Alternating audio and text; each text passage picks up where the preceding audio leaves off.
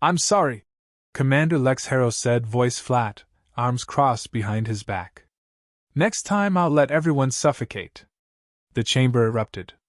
Chitin scraped, gills fluttered, air sacs inflated with indignation. From the balcony tiers, thousand-eyed envoys and tentacled magistrates shrieked their dissent in synchronized dialect streams. The center platform, the eye of this storm, held one man. Human. Unarmed, technically. But even standing still, Lex radiated threat. Not because of weapons. Because of what he'd already done.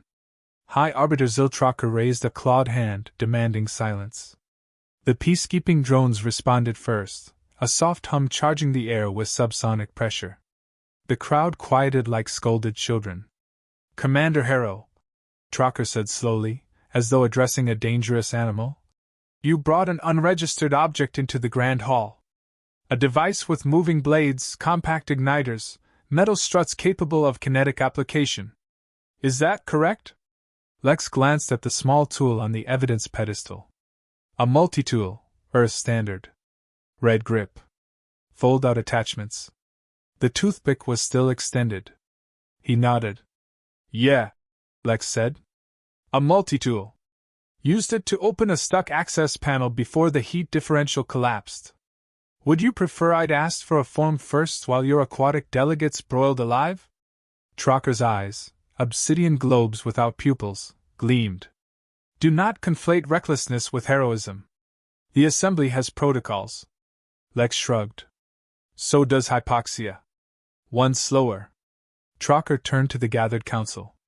Let the record state that the human admits to unauthorized mechanical interference during a live session. The object in question was concealed in direct violation of ceremonial protocol and presented material risk to the sanctity of this chamber. Lex muttered. It was in my pocket. Then let us address your pockets. Tracher snapped. Let us address this entire species' obsession with carrying unknown tools, trinkets, food items, adhesives, recreational explosives. Firecrackers are ceremonial. Lex cut in. The Arbiter ignored him. It is the stance of the Decorum Enforcement Committee that humanity's consistent breach of spatial and procedural order represents not eccentricity, but escalation. And I move, therefore, that the Grand Assembly enact Motion 87192, a total restriction on all carried objects by human delegates within Assembly spaces. Lex straightened, the grin gone. You're serious. Serious as your multi-tool was lethal. Lex stepped forward. I didn't stab anyone. I fixed a heat sink. You bypassed 12 subclauses of diplomatic protocol. I saved lives. You saved disorder. Lex let the silence breathe. The tension clung like static. He turned, scanning the semicircle of alien dignitaries. Some avoided eye contact. A few, like the crystalline spire-born and the fluid-bodied Trellin, looked genuinely conflicted. He spoke calmer now. 10 years ago, Earth was invited into this assembly. We didn't come here swinging plasma rifles. We didn't bring conquest fleets. We brought engineers. Mechanics. Medics. And sure, we brought duct tape. But we earned our seat because when things break, we don't wait for committee. We fix them. A few murmurs. Not applause. But not outrage either. Do you know why I carry a multi-tool? Lex continued. Because out there, on ships, colonies, battlefield outposts, there's never time to wait. You use what you've got. You get creative. And yeah, maybe that's terrifying. Because it means you can't predict us. But let me ask this, would you rather be predictable, or alive? Tracher raised a hand again. This speech, while poetic in a crude mammalian fashion, does not negate the fact that you violated core chamber laws. Lex tilted his head. Funny. None of those laws were cited during the last emergency. When I stopped an assassination with a gum wrapper and a magnifier lens. The mention of the Titan's summit stirred the crowd again. Lex let it hang, then pivoted. You want to make a law? Fine. But don't pretend this is about protocol. You're afraid. Because we don't ask for permission to survive. We just do it. With whatever's in reach. Tracher slammed his staff. Commander Harrow, you will stand down. The Assembly will vote on the motion within the hour. Until then, you are stripped of speaking rights. This matter is closed. Lex smiled. Not broadly. Just enough to worry anyone paying attention. No, he said. This matter is wide open. With that, he turned and walked off the central platform, leaving behind the multitool, the silence, and a chamber that suddenly wasn't so sure what rules still applied. They didn't want him here. That much was clear. Commander Lex Harrow stood in the observation lounge above the assembly hall, hands resting on the railing, watching the delegates churn like restless weather. He wasn't officially under arrest, yet, but the restriction order locked him out of the main floor until the pending vote. Fine. He preferred the view from up here anyway. A soft beep sounded behind him. The doors opened. A small, hover cushion being glided in, trailing translation glyphs in its wake. Ambassador Tevek of the Spire-Born Collective, the glyphs read. Permission requested to speak. Granted, Lex said without turning. Didn't think anyone still wanted to talk to the caveman with a blade. Tevek floated beside him, transparent shell pulsing faintly. The blade is not the concern. The unpredictability is. Lex laughed, short and without humor. That's what I keep hearing. It wasn't a weapon. It was a tool. Intent matters little, Tevek replied. To most, chaos and innovation appear indistinguishable. Especially when survival is the result. Lex turned, eyes tired but sharp. That's the point. Your protocols would have killed you. Tevek did not argue. It simply pulsed once, then departed without a word. Lex leaned back against the wall and let memory take him. 10 years ago, they had to fight just to be heard. Earth wasn't invited to the accord out of goodwill. It was desperation. After the Havern blackout, when half the Orion arm choked on its own infrastructure collapse, it was Terran freighters that ran point through the debris. Terran engineers who showed up in patched ships and unwashed jumpsuits. And Terran medics who ignored local bureaucracy and used defibrillators made from stripped mining batteries. Nobody liked them. But everyone needed them. Lex had started as one of those people, a grunt with a knack for fixing things under fire. On Selene V, he'd sealed a decompression breach with a pressurized sleeping bag. On Zereth, he talked down a panicked diplomat using bad poetry and half a bottle of Earth whiskey. On the Titan summit, he stopped an assassination with a stolen memo pad, sunlight, and a chewing gum wrapper folded into a lens. After that, they stopped treating him like a joke and started treating him like a problem. The door hissed again. This time, it was Ensign Mara Denz, Lex's liaison aide. Young, sharp, far too clean for this mess. They're speeding up the vote, she said. Trocker's pulling strings. Looks like he has the Outer Ring factions in line. Lex nodded. That tracks. Half of them owe him favors. The other half just want us gone before we break more things. Mara hesitated. Sir, why not let this go? We'll comply with the ban. Play nice for once. You could still salvage this. Lex studied her face. Do you know what got me sent here, Mara? You stopped a diplomatic hostage crisis. Yeah, but do you know how? She shook her head. Lex smiled grimly. I used a reflective badge to redirect a laser through a glass of Aldrin wine. Incinerated the captor's weapon from across the room. The glass shattered, 3 diplomats fainted, and 1 ambassador claimed it was a barbaric display of alchemy. Mara didn't respond.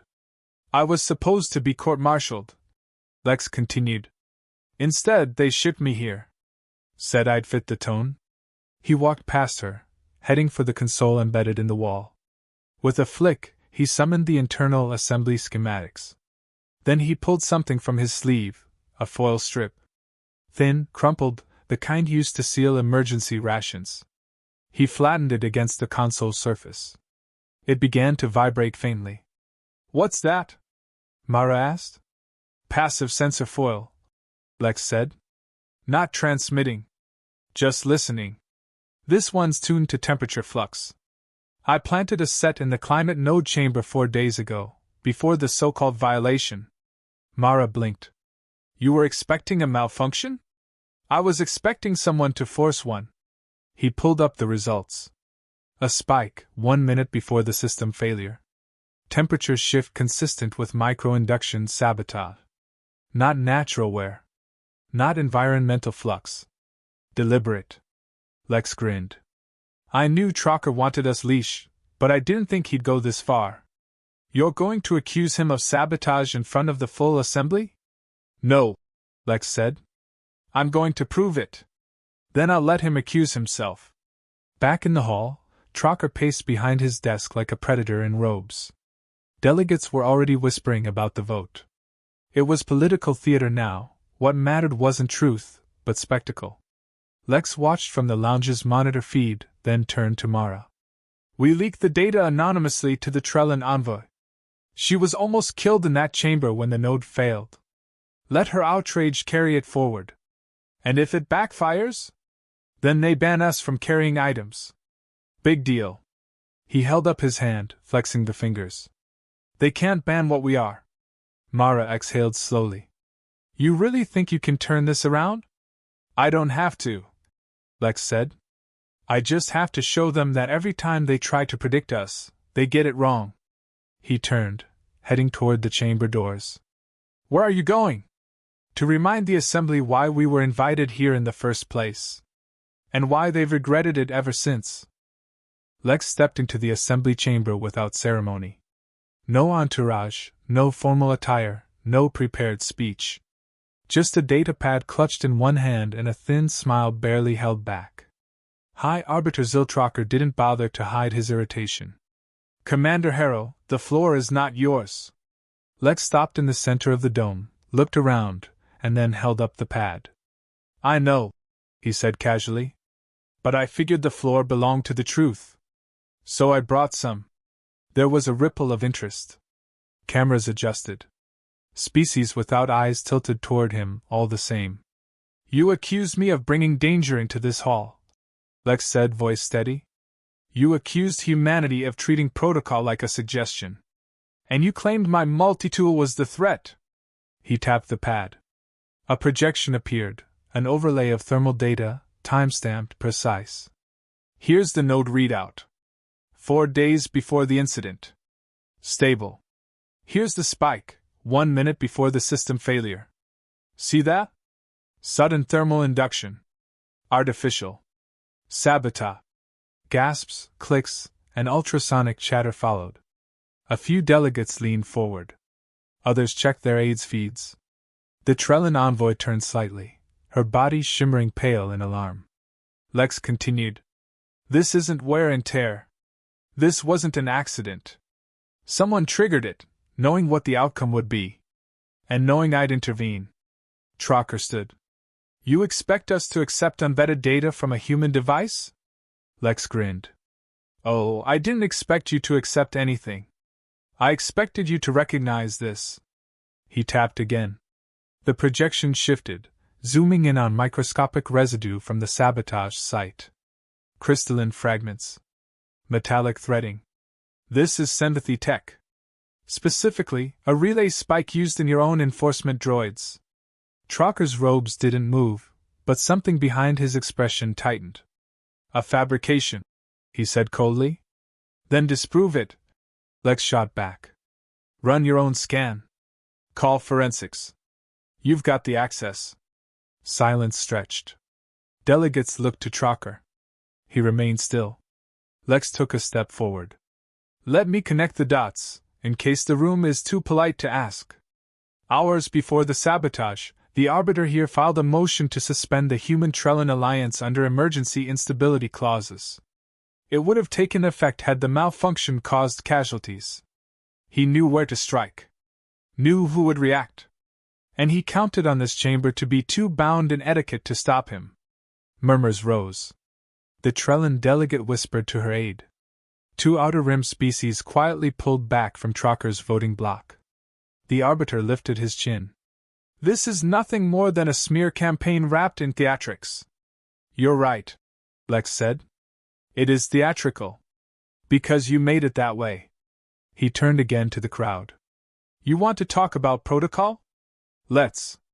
Because when a system breaks, your protocol is to pause, file, and wait. Mine?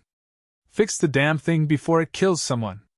And if that makes you uncomfortable, then maybe comfort was never the goal. A grunt came from the gallery. Laughter? Maybe. The assembly was starting to shift. Trocker snapped. The issue remains. You carried an illegal object. Lex held up the multi-tool, then placed it on the dais. Fine. Bend the tool. Burn it. Pass your motion. But answer one question first. What's more dangerous? The man with a blade, or the man who'd rigged the system to get rid of him? The chamber stilled. Even the translation drones hesitated. Then, the Trellan envoy stood. Slowly. Deliberately. I was in that chamber, she said, voice translated into 27 dialects at once. And I would not be standing here if not for the humans' intervention. That's not speculation. That's reality. If you want to call that illegal, so be it. But know this, if the sabotage leads back to a member of this assembly, the motion to ban humans will be the least of your concerns. She sat again. Trocker didn't reply. Lex bowed his head slightly. Thank you, counselor. He turned toward the exit but stopped at the edge of the dais. One last thing. He pulled a crumpled slip of paper from his jacket. Simple, old-school parchment. No circuits. No data feed. He smoothed it on the platform, hand-drawn schematics. A power modulation redesign for the very climate node that failed. Drew this from memory. Might stabilize your whole lower quadrant. He walked away without waiting for approval. Behind him, murmurs became conversations. Conversations became questions. And questions, Lex knew, were how you cracked foundations. The vote was happening. Lex could feel it in the silence more than the ceremony. Assembly chambers rarely went quiet unless something irreversible was about to be decided. He sat in the observation chair now, stripped of speaking privileges, staring down at the diplomatic theater he'd once navigated like a knife through silk. Now he was the blade on the table. And everyone was deciding whether to sheath it or snap it. Mara leaned in, whispering low. You've got at least 16 systems leaning your way. That's not nothing. It's not enough, Lex murmured. Trocker's locked in the outer rings. That block alone could pass the ban. After what you just exposed? Fear votes louder than facts, Lex said. And Trocker's selling fear wholesale. On the floor below, Trocker stood with both hands clasped before him. His voice carried without force. Esteemed delegates, he said, you've seen the evidence. You've witnessed the deflection. Let us not forget the issue at hand. A member of this assembly introduced an unregulated object into a sacred chamber. He admits as much. This is not about sabotage. It is about sovereignty. He paused, letting the words settle like poison. Humanity's brilliance is not on trial. Their boundaries are. The votes began. One by one, delegates cast holographic sigils that hovered in the air like spectral flags. A slow, inevitable cascade of crimson approvals lit the chamber. Ban in favor. Ban in favor. Ban. Lex watched as names flipped. Even ones who'd clapped for him hours ago. Mara's jaw clenched. They're giving in. No, Lex said. They're giving up. A final flare of crimson swept across the display. The motion passed. 82% in favor. 12 abstained. Only 6 voted no. Trocker bowed slightly, expression unreadable but satisfied. It is done. Lex stood. The pressure in his chest didn't feel like defeat. Not yet. He started walking. Mara grabbed his arm. It's over. Lex turned to her. That's where you're wrong. It's just getting good. Back on the chamber floor, Lex stepped onto the dais. Commander Harrow, Trocker intoned. You are no longer permitted to. I'm aware, Lex interrupted. But I figured I'd help you understand what you just passed. He held up a date pad. Not concealed. Not armed. Not even turned on. Delegates flinched anyway. Lex placed it gently on the pedestal. Let's go over the wording of Motion 87192, shall we? Trocker's eyes narrowed. The language is clear. Is it? Lex tapped the console, bringing the full text into view. No human representative shall be permitted to carry into assembly chambers any object not deemed essential to biological function, nor any device external to the body with potential mechanical application. Lex paused. Interesting phrasing, isn't it? Trocker's silence spoke volumes. Lex reached for his chest, unfastening his coat. This jacket? Woven from smart fiber. Conductive threads. No internal circuitry. No battery. Just memory-reactive material. Technically clothing. Technically mine. He flicked a sleeve. A projection shimmered, recordings of Trocker speaking to an aide just minutes before the sabotage incident. No direct admission, but plenty of suggestion. Enough to light a fire under anyone who still had a conscience. Murmurs spiked again. Delegates leaned forward. Trocker didn't move. Lex continued, loosening the belt at his waist. Buckle? Compression-hardened polymer. Doubles as a data archive. Not powered. Not offensive. Just holds information, like the vote records for a treaty Trocker claimed hadn't passed committee. Spoiler, it had. The Trellin envoy was already pulling up confirmation. Then Lex tapped the side of his face. My left eye. Cybernetic. Reconstructive after Zerith. Fully biological interface. No transmission. No scanning. Just records. Everything I see. Like, say, a certain Senvathy operative exiting the climate node chamber 30 seconds before the spike. Trocker stepped forward, voice taut. This is a mockery. Lex didn't raise his voice. No. This is us playing by your rules. You banned what we carry. You never thought to ban what we are. One of the crystal-born flickered in sudden realization. You engineered the vote. Lex shrugged. I helped. Suggested the wording to a friendly delegate. Who submitted it as is. Trocker seethed. You manipulated the legislative process. Didn't bring a multi-tool this time, Lex replied. Figured I'd use yours instead. The chamber erupted, not in panic, not in anger, but with something far worse for Trocker. Laughter. Slow. Cold. Disbelieving. Lex stepped down. You tried to cage us with words, he said. We just read the bars better. He passed Trocker on the way out. Next time, Lex whispered, check the pockets before you write the law. The next morning, High Arbiter Ziltrocker did not appear in the chamber. No announcement was made. No apology offered. His chair, normally surrounded by advisors and drones, remained unlit, silent, and conspicuously empty. The assembly took note without needing to say a word. In this place, absence was confession. Lex didn't gloat. Not openly. He sat in the far corner of the visitors' gallery, arms folded, coat still draped over one shoulder like it hadn't just made him the most controversial figure in interstellar diplomacy. The vote to investigate Trocker passed in under 6 minutes. When it did, a different kind of quiet settled over the chamber, not tense, but watchful. As if the galaxy had blinked and seen Earth clearly for the first time. Mara sat beside him, not speaking for a while. Eventually, she broke the silence. Everyone's trying to figure out what just happened, she said. Lex leaned forward, elbows on knees. They just realized the rules they built don't apply to us the same way they do to each other. She looked at him. And that's a good thing? Lex considered it. It's not good. It's necessary. A Trellin courier floated past, pausing to nod at Lex. A gesture. Brief, respectful, silent. The galaxy didn't thank humans often, but when it did, it was like that. Later, in the diplomatic promenade, Lex stood before a curved glass panel watching the stars drift by. The assembly dome orbited a dead star, its gravity just stable enough to hold the station in equilibrium. A fitting metaphor for galactic politics, everything held together by something that had already burned out. The doors hissed open behind him. Didn't think you'd come, he said without turning. Ambassador Telshaw of the Trelland Collective glided forward, her translucent skin dimming with mood.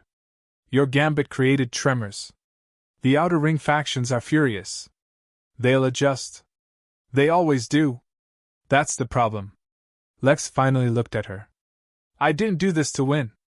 I did it to remind them, if you want humans to follow the rules, you'd better write them very carefully. Telshaw tilted her head. You understand that this will only deepen the fear around your species? Good, Lex replied. Fear keeps us in the room. She studied him for a moment. And if they ban you next time not from tools, but from the table?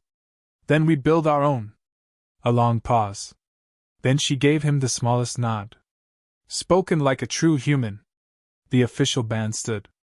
Motion 87192 was entered into permanent record.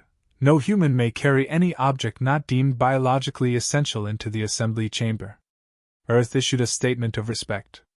They pledged to comply with dignity, professionalism, and full transparency. They didn't protest. They didn't appeal. They adapted. Within 2 weeks, human delegates appeared at meetings with integrated neurorecorders, subdermal translators, ocular overlays, and nanotech woven into their very skin. Nothing external. Nothing carried. And somehow, even more effective than before. They hadn't been disarmed. They just stopped needing arms. A month later, Lex was summoned by the Terran Diplomatic Command.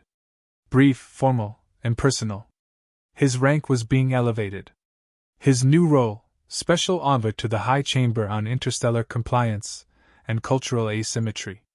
In simpler terms, the diplomat no one could predict and everyone needed to deal with. He arrived back at the assembly wearing the same jacket, same boots, same sideways grin. The moment he stepped through the corridor arch, a dozen cameras shifted toward him like prey animals watching a silent predator. Mara met him at the entrance. You're famous now. He snorted. That's usually bad news. Depends on who writes the history. He looked past her into the heart of the dome. It won't matter, he said. The ones who matter already made up their minds. They saw what we are. And what's that? Lex gave her the answer without pause. Uncomfortable. The assembly would never trust humanity fully after that. Not again. They understood war. They understood power. But they didn't understand improvisation. They didn't understand walking into a room with nothing and leaving with everything. That made humans dangerous in a way no weapon could. And deep down, every delegate knew the truth. Humanity wasn't dangerous because of what they carried. They were dangerous because they didn't need to. Lex sat once more at the same vantage point, watching new motions be debated with the usual pomp and caution. A few aliens glanced up at him from the floor. Most didn't hold the look for long. Mara dropped into the seat beside him. They passed the trade initiative, she said. Trellan-human collaboration is back on. Good. We'll need the optics. They also added a clause. Lex raised an eyebrow. No biological enhancements with concealed storage during official votes. Lex chuckled. Mara stared ahead. How long do you think this balance lasts? Lex exhaled through his nose. Long enough for them to forget what happened. Long enough to need reminding again. He reached into his coat. Pulled something out. A coin. Nothing special. Just a Terran metal disc. Worth less than a meal. He flipped it between his fingers. What's that? Mara asked. Lex smiled. Trouble.